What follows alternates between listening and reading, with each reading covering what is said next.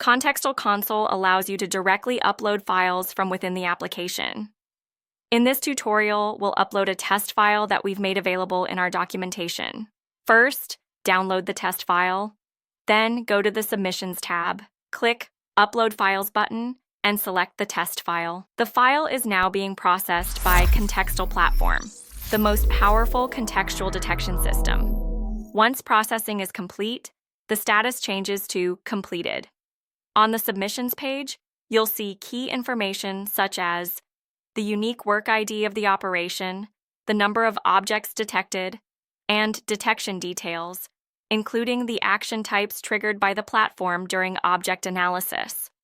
We covered detection scenarios in previous tutorials. Below, you'll notice two buttons: Add to Analysis on the left, View on the right.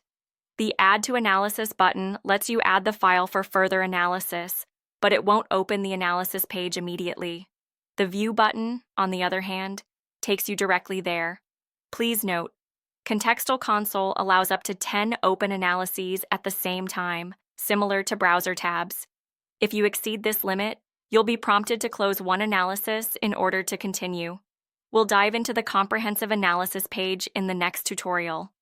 But before we get there, let's explain what happens from the moment a data object enters the system, all the way through to detection and action triggering. In other words, what just happened under the hood. Contextal Platform receives a data object for contextual analysis. Processing runs automatically and in real time. The platform extracts valuable insights, including metadata, anomalies, and other indicators, and builds a relationship graph. Based on detection scenarios, specific actions are triggered and returned as a verdict. See Contextal Platform in action. Book a live demo with our team today. See you in the next tutorial.